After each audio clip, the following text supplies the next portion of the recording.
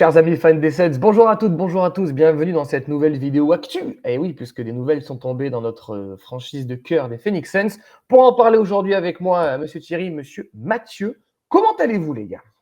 Ça va très bien, Thierry, ça va? Ouais, écoute, impeccable. Eh oui, impeccable, impeccable. Alors, un petit peu d'actu, évidemment, comme vous le savez, ça fait déjà quelques temps que c'est tombé, mais James Jones n'est plus notre GM, a été remplacé par monsieur Brian Gregory. On en parlera rapidement au début de cette vidéo. Et hier a été nommé, du coup, notre nouveau coach, Jordan Hott. Voilà, après de nombreuses sélections au sein de la franchise où on sait que des joueurs ont été impliqués.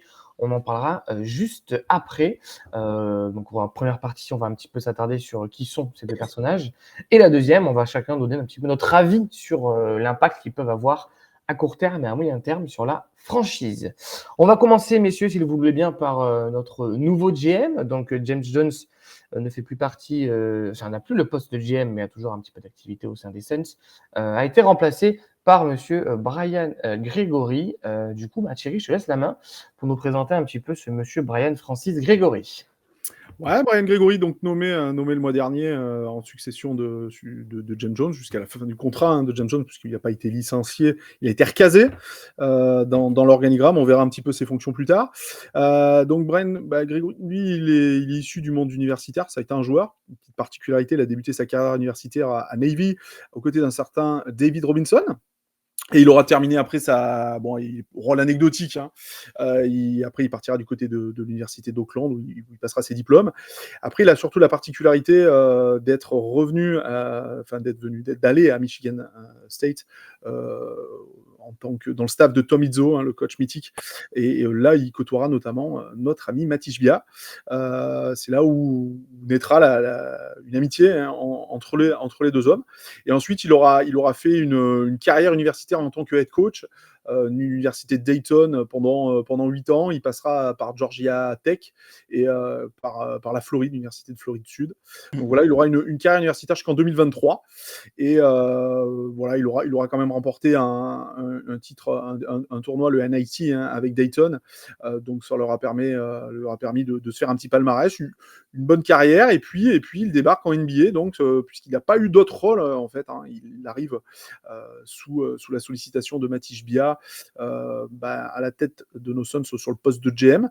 Donc là, c'est à la fois une découverte pour lui parce que c'est des postes qu'il a pas occupé, et puis surtout voilà, pas de passif NBA, vraiment on passe de l'université à la NBA, et on sent le Matisse Bia, il place lui, quand il a été nommé, c'est assez rare, les proprios des fois ils aiment bien dégager le GM et mettre leur pion. Ishbia, il a attendu. Là, il a mis clairement un pion à lui, puisque c'est un pote à lui. Oui, clairement. Du coup, toi, Mathieu, quand tu as vu cette signature, déjà, première question bête, parce qu'on va pas se mentir, on n'est pas tous des encyclopédies du basket américain. Tu le connaissais déjà ou tu as dû être renseigné sur lui? Non, je dois me renseigner. Il était déjà auprès de la franchise, parce que je crois qu'il était vice-président de la programmation des joueurs en 2024. Donc, il était déjà du côté des Suns, mais globalement, c'est des postes qu'on n'en entend jamais parler, quoi. Je veux dire, il faut vraiment être proche aux journalistes du côté de l'Arizona pour connaître ces mecs-là.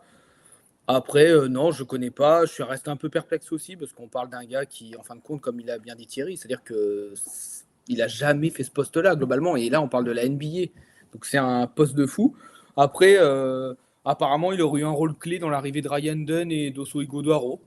Bon, si c'est réellement la réalité, si c'est vrai, bah tant mieux. Ça veut dire qu'il a eu le nez à ce niveau-là.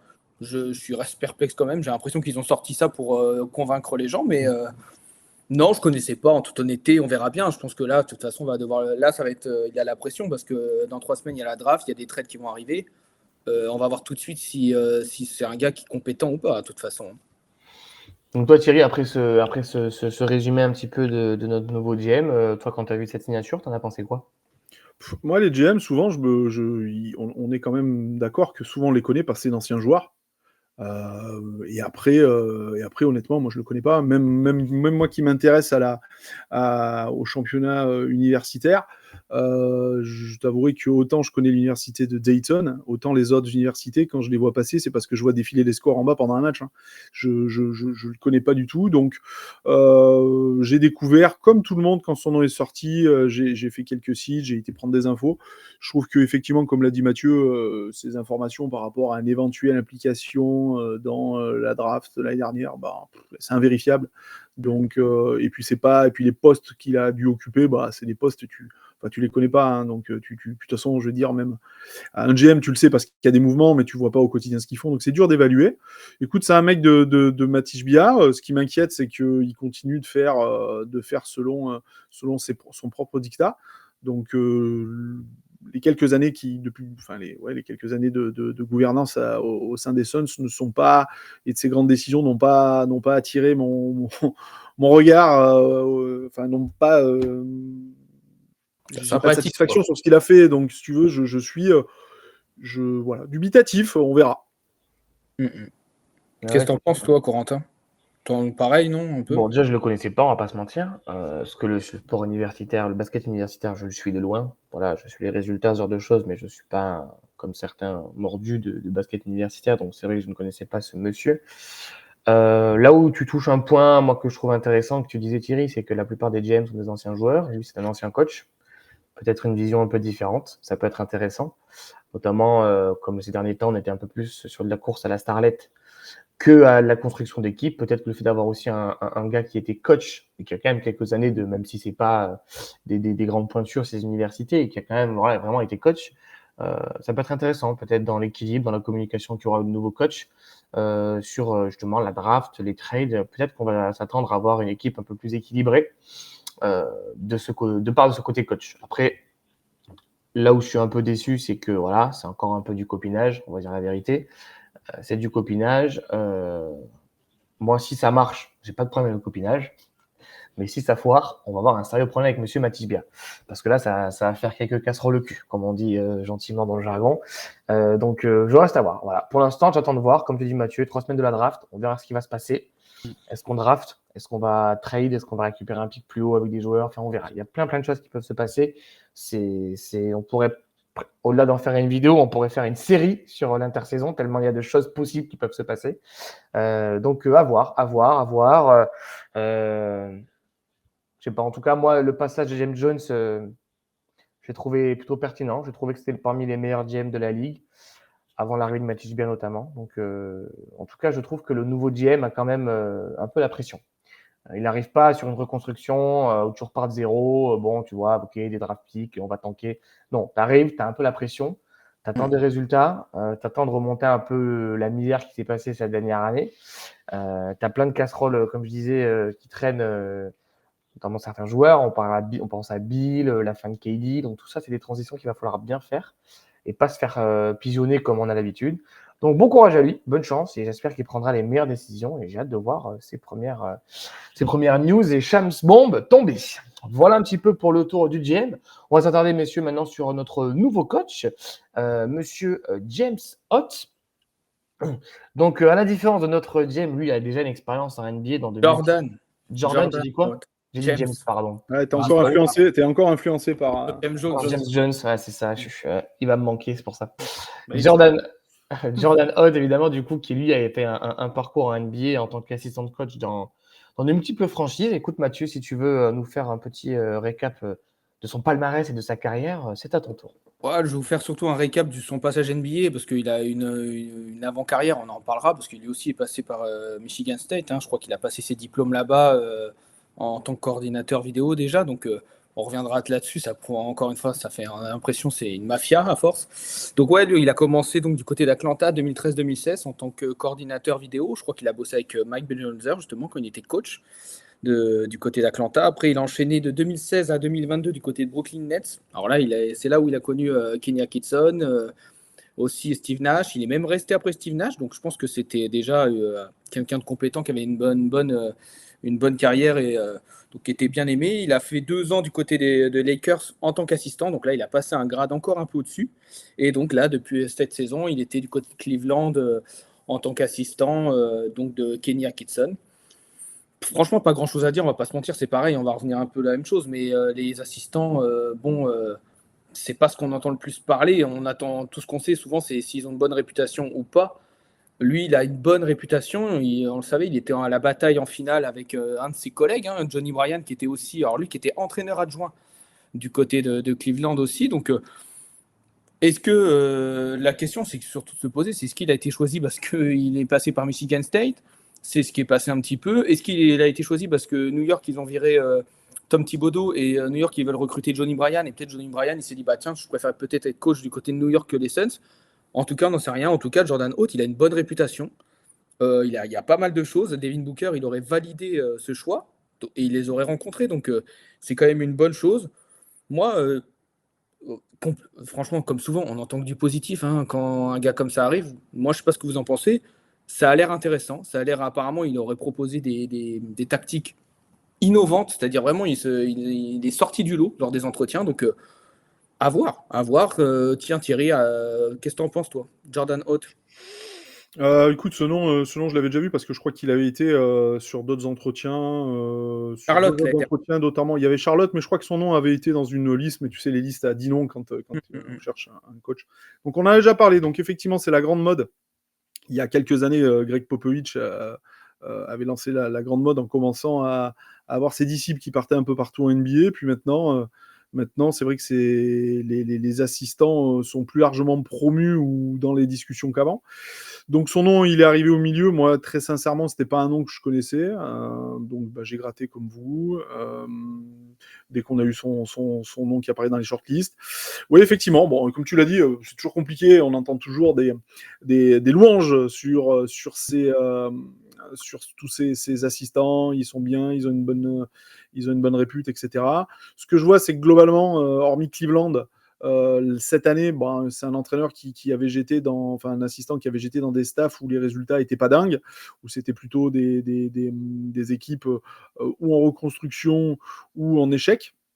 On parle notamment de Los Angeles les 2 années avec Darvin Ham, qui peu importe comment on juge son travail, on peut pas dire que les années 2022 à 2024 étaient florissantes. Par contre, il a eu un contact là-bas avec des stars. Donc peut-être qu'il a eu appris des difficultés d'assimiler ses gros caractères. On va voir. Moi, la seule chose qui me donne un petit peu de baume au cœur, c'est qu'il a travaillé avec Kenny Atkinson 2 fois et que j'adore le travail de ce coach-là. Et donc on peut se dire quand même que ce coach-là, il a eu 2 bons passages. Donc il sait choisir ses assistants. Maintenant, un coach rookie, ça veut dire ce que ça veut dire. Il y a la jurisprudence Mazzuela, notamment, ou Denio, ou quelques autres qui ont fait des débuts extrêmement prometteurs. Maintenant, on a connu aussi des cas contraires où les coachs rookies, Darvin Ham en est un exemple, ça a été des flops. Je sais pas trop. C'est certainement une bonne chose de prendre un coach rookie dans le sens où on avait déjà essayé des coachs vétérans, des coachs confirmés. Ça n'a pas fonctionné. Maintenant, aujourd'hui, je pense que ça va être surtout ce qui va surtout être décisif, c'est qu'est-ce qu'il aura. Hein, parce qu'aujourd'hui, je pense on n'avait pas de nom à citer en fin de saison en disant si on change le coach, on met qui. On était un peu dubitatif. Là, il arrive un peu dans la même position que Budenholzer parce que finalement, il a quasiment le même effectif. On va voir les choix que le GM et lui feront. Qu'est-ce que tu en penses, toi, Corentin? Pareil, un entraîneur que je connaissais pas spécialement. En fait, c'est vrai que je veux dire, mais j'ai pas d'attente avec ce mec. J'ai aucune attente. Parce que le gros de la saison se joue pas sur ce mec pour moi. Pour l'instant. Comme tu le dis, si on garde encore le même effectif ou quasiment le même et que tu traînes Bradley Beal et que KD t'arrives pas à le sortir, donc il faut le trader en février l'année prochaine. Enfin, tu vois, j'exagère évidemment, mais au final, tu peux mettre qui tu veux, ça sera le même problème.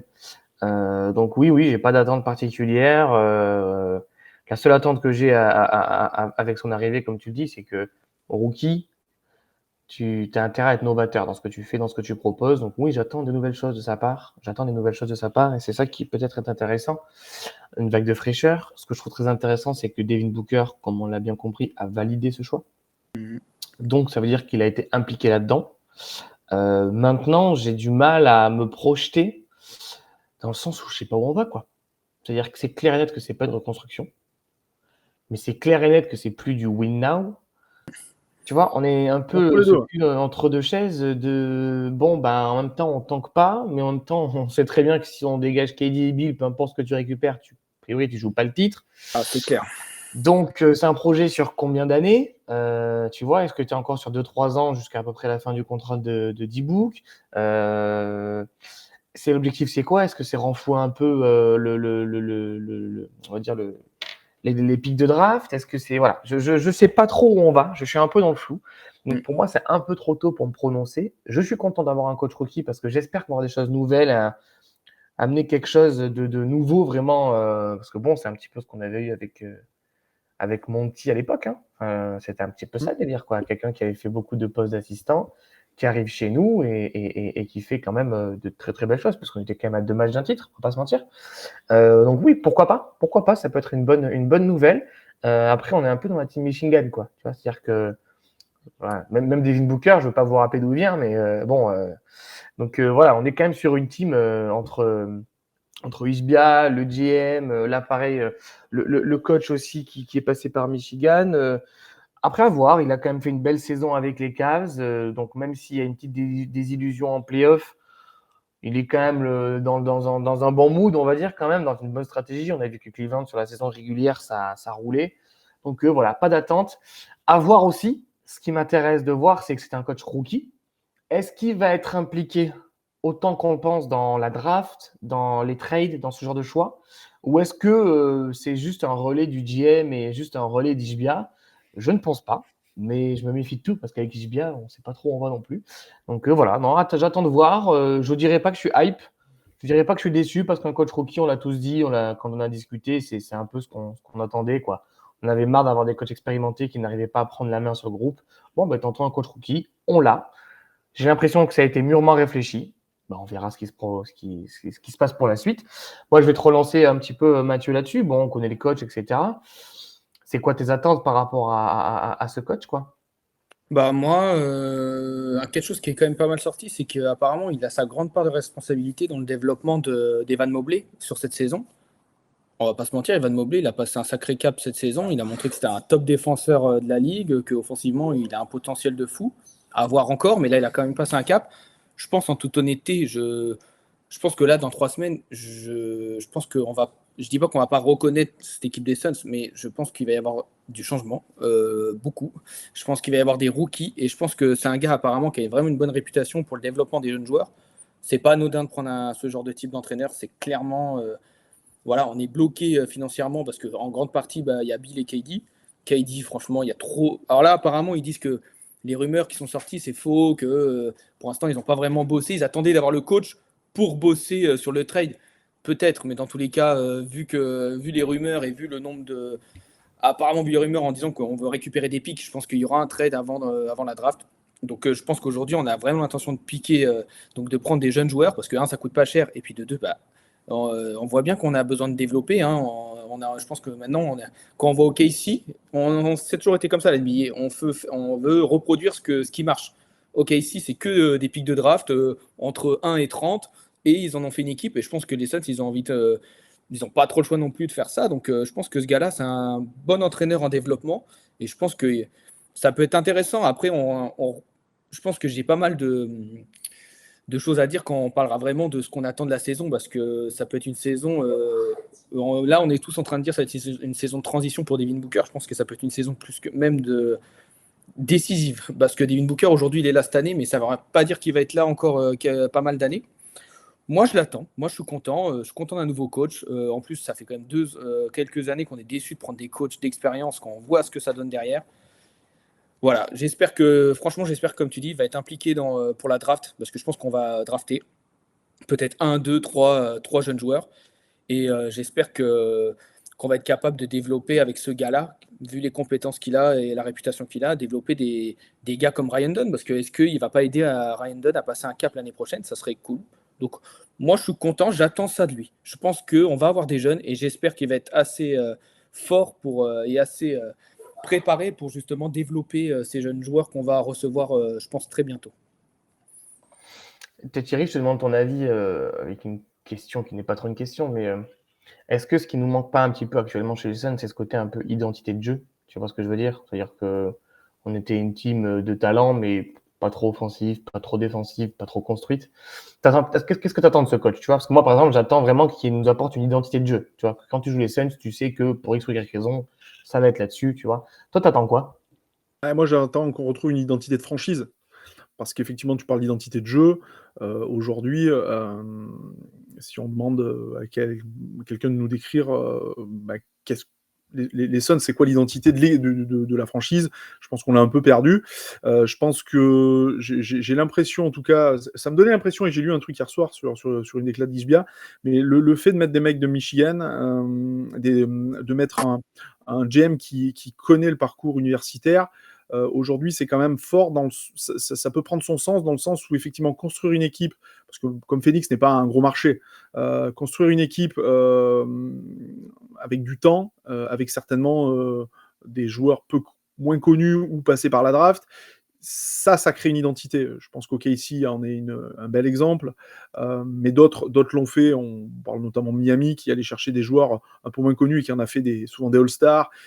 Avoir un joueur qui arrive, mettre des joueurs dans un moule et dans une identité qu'on aura définie, ça me semble important.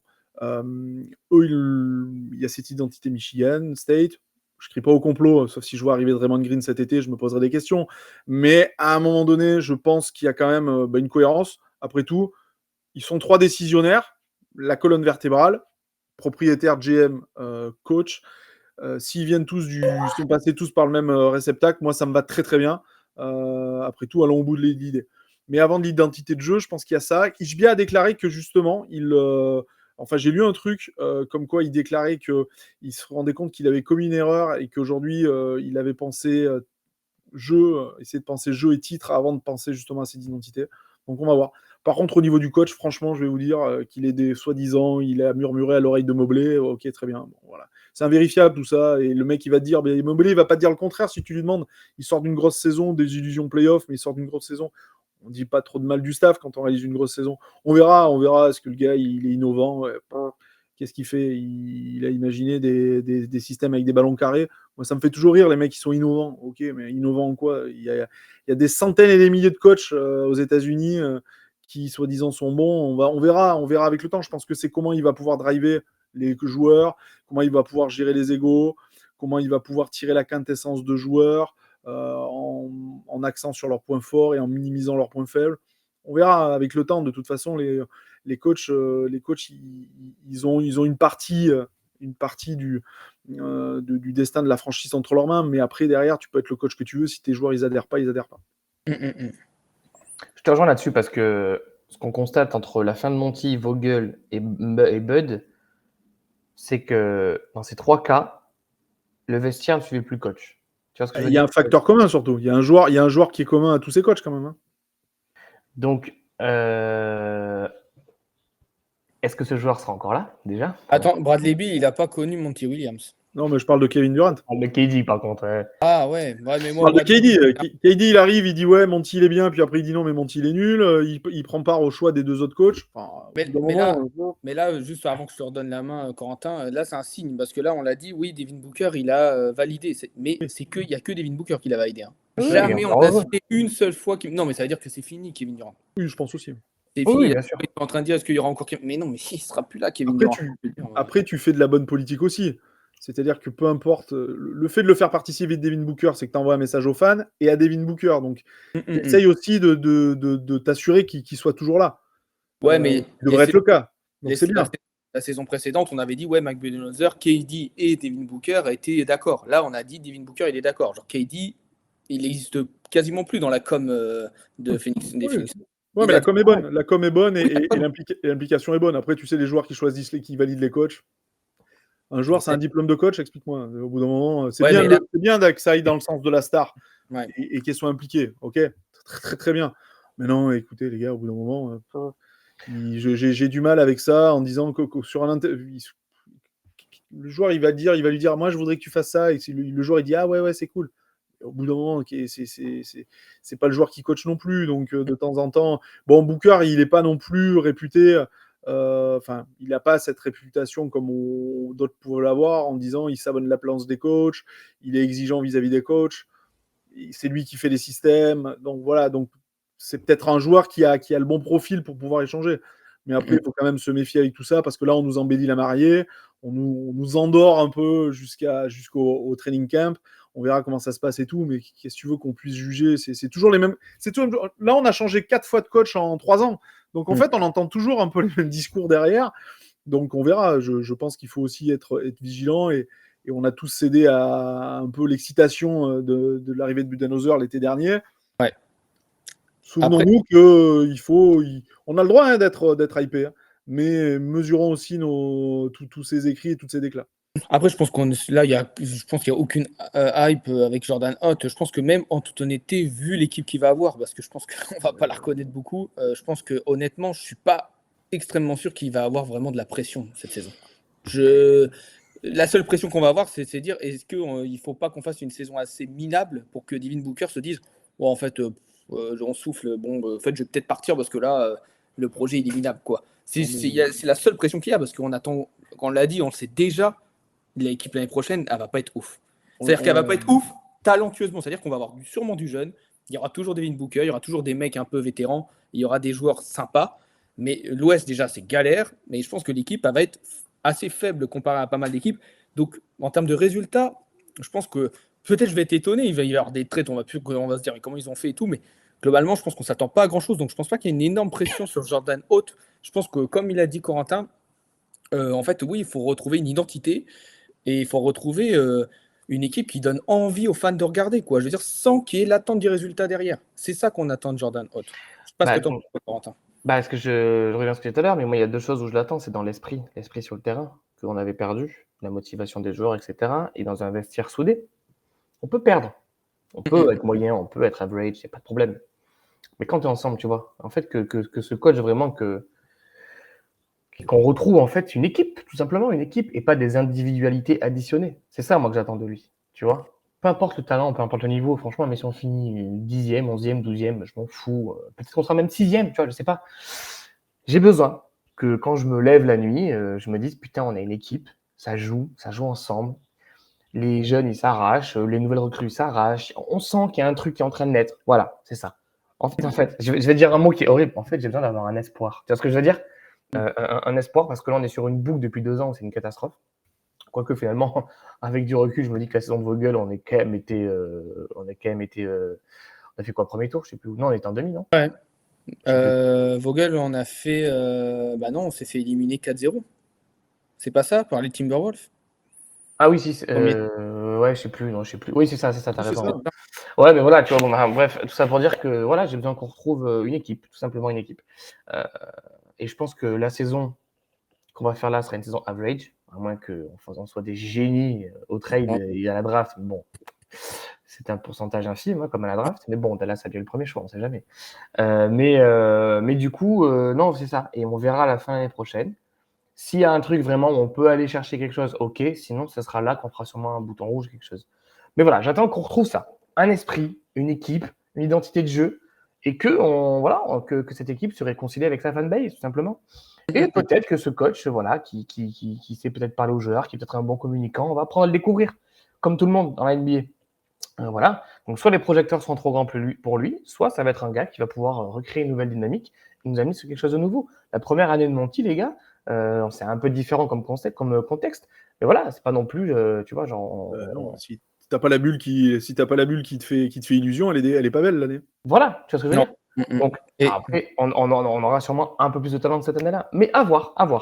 Voilà. Retrouvons cet esprit, retrouvons une équipe, et puis on verra où ça nous mènera. De toute façon, on en saura déjà plus dans 3 semaines. Vous avez un petit mot à rajouter, les gars, sur le coach et sur le GM? Non, maintenant on va attendre avec impatience la construction de son staff, parce que j'ai pas vu grand-chose, mais on peut partir du principe que le staff entier va changer. Oui, ce sera sûrement du staff de Michigan, d'ailleurs. Ah, je rigole. Ouais, attends, mais tu rigoles, mais quand Tom Izzo il va arriver comme consulting, non, mais là il va falloir le staff. On n'a pas trop eu de com là-dessus. J'ai pas lu comme quoi le staff avait été complètement démis. On peut partir du principe que si Fitzdale avait postulé et n'a pas été retenu, ça veut dire qu'il va dégager. Ça devait être un peu plus ou moins convenu. On verra un petit peu qui va faire venir.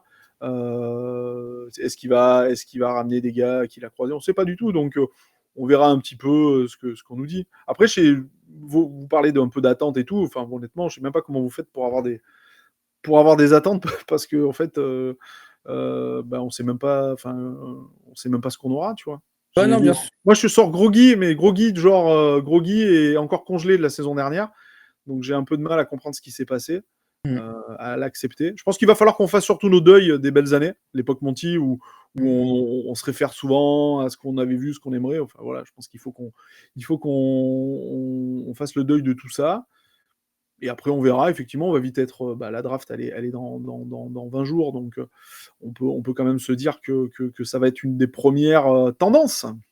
Ah ouais, clairement, ça va bouger dans les semaines qui viennent. Comme tu dis, il va y avoir pas mal d'actu parce que il va y avoir son staff et puis je pense que ça va bouger parce que je pense qu'on va drafter. Donc moi, c'est juste ça qui m'intéresse, c'est revoir des jeunes. Comme tu dis, c'est important, tu l'as dit Thierry tout à l'heure, c'est avoir des jeunes, c'est aussi une identité. On l'a vu, Ryan Dunn, parce que Ryan Dunn, quand même, l'année dernière, il nous a fait kiffer, mais Ryan Dunn, je veux dire, c'est pas non. Enfin, je veux dire, il va pas devenir All-Star, quoi. Ça me paraîtrait. Peut-être, hein, sait-on jamais, j'espère. Mais globalement, vu le potentiel offensif qu'il nous a montré, il va falloir vraiment qu'il passe un gap énorme pour devenir un joueur incroyable. Mais je veux dire, on a kiffé un joueur qui était juste extrêmement fort défensivement et qui a mis de l'énergie. Donc c'est important. On s'est raccroché à ce qu'on a pu. Voilà, et donc c'est pour dire que là, si on draft 1, 2, 3 joueurs, on va se raccrocher beaucoup, beaucoup à ça. Et là, je reprends le mot de Corentin, l'espoir. Ces joueurs-là, ça va être l'espoir des Suns parce qu'on va avoir de l'espoir en regardant peut-être le potentiel de ces gars qu'on draftera, peut-être le potentiel des joueurs qu'on récupérera en échange de KD. Par contre, moi, je mets tout de suite un holà sur ça. Quand KD va partir, quand il partira, on va être déçus. Hein, les gars, quand on va recevoir l'offre qu'on aura en face, là, apparemment, c'est de plus en plus. C'est pas fou. Donc, on va être extrêmement déçus. Mais oui, on a de l'espoir parce que c'est long. Déjà, quand il y a une pause, là, comme ça, quand tu vois plus ton équipe pendant 3 mois, c'est long. Donc, oui, j'ai envie de les revoir jouer. Et en fait, j'ai envie de revoir jouer d'autres joueurs, quoi. J'ai pas envie de revoir cette équipe des Suns, là, depuis 2 ans. Donc, j'espère qu'il y aura les changements qui sont faits. Quitte à avoir une équipe qui perd, je préfère avoir une équipe qui perd avec des jeunes et des gars qui se donnent que depuis 2 ans, voir une équipe sans âme, quoi. Donc, moi, c'est ça qui me hype, en fait. C'est parce que j'ai envie d'un renouveau, quoi. Allez, on est tous d'accord pour un petit vent de fraîcheur, messieurs. Un petit vent de fraîcheur. Après, on peut faire un parallèle avec les filles des Mercury qui, elles, ont connu une grosse fin de cycle et le départ de toutes leurs grandes joueuses et qui sont en train, alors qu'on pensait que ça allait être une belle année de merde, qui sont en train de nous faire un très beau début de saison. Donc, on peut. Ah non. Attends, ils ont une grosse équipe, les Mercury. Hein. Suivez, parle des Mercury, les gars. Ouais, moi, tu perds quand même les deux plus grandes joueuses de ton histoire, avec des bonnes joueuses, mais j'ai envie de dire, c'est pas un gros début de saison, moi, très au-dessus de ce que j'attendais. Donc on peut se souhaiter que les décisions qui seront prises, ça sera dans le même moule. Parce que finalement, c'est le même proprio, c'est les mêmes décisionnaires. Hein. Ouais, tout à fait. Après, Mercury, on va pas parler 20 minutes de ça, mais Mercury. Non, mais c'était pour le petit parallèle, se donner un peu de bonheur en fin de vidéo. Ouais, l'équipe est très cool à suivre. Hein. Franchement, là, c'est top. Moi, franchement, je suis beau depuis le début. Et là, franchement, je prends beaucoup de kiff. Bon, il y a beaucoup de blessés là, mais il faut suivre les Mercury. C'est très sympa. À avoir peut-être une surprise cette année, ça serait cool. En tout cas, c'est cool. Je suis d'accord avec toi, Thierry. Après, moi, je rejoins Corentin. Hein. Le plus important, c'est qu'on reprenne du plaisir à jouer, qu'eux reprennent du plaisir à jouer. Hein. Ça, c'est important. Derrière, si ça se trouve, tu peux avoir une équipe compétitive et faire des jolies choses. On a vu des équipes bien se remettre à l'endroit en faisant juste 1 ou 2 ajustements. La jurisprudence OKC qui juste en faisant venir Chris Paul a fait passer une équipe super fun avec de bons résultats. Il suffit de pas grand-chose souvent, mais ils ont quand même aujourd'hui des décisions à prendre qui auront leur importance. Et nous, de toute façon, on n'est plus, comme il a dit, on n'est plus dans le win now. On veut juste se sortir de ça. J'ai vu une très belle déclaration notamment de Pascal Siakam qui a défoncé les superstars en disant en fait, aujourd'hui, les 2 équipes qui viennent d'arriver en finale sont la preuve vivante que ce mode-là est complètement révolu. Amen. J'ai envie de le rejoindre. Maintenant, bossez les gars, nous on sera là pour commenter et donner nos réactions à chaud. Exactement, surtout qu'en plus, voilà, c'est un été un peu creux pour les joueurs des Suns qui vont pouvoir se reposer leurs esprits et pouvoir repartir de plus belle pour cette future saison. Bon, messieurs, de l'espoir, on veut de l'espoir, mais on se retrouvera pour sûr pour la draft, ça c'est sûr, peut-être avant, peut-être après, on ne sait pas. En tout cas, merci messieurs, on vous souhaite plein de bonheur. Nous, on tourne un peu en avance, même si la vidéo sortira ce soir, le match de Louis Boisson n'est pas encore passé. Donc, allez les bleus, hein, et on vous fait des gros bisous. N'hésitez pas à vous abonner sur X, TikTok, on essaie de reprendre un peu l'activité. Il y a Insta également pour les sorties, donc n'hésitez pas. Abonnez-vous à cette chaîne, activez la petite cloche et dites-nous en commentaire aussi qu'est-ce que vous en pensez un petit peu de ce GM, de ces coachs. Est-ce que c'est un complot énorme avec le Michigan ou est-ce que justement vous avez comme nous cette même vision de l'avenir? On vous fait des gros bisous, on vous souhaite une bonne fin de semaine et on vous dit à très bientôt pour de l'actu. Ciao, ciao. À très vite les gars. Ciao.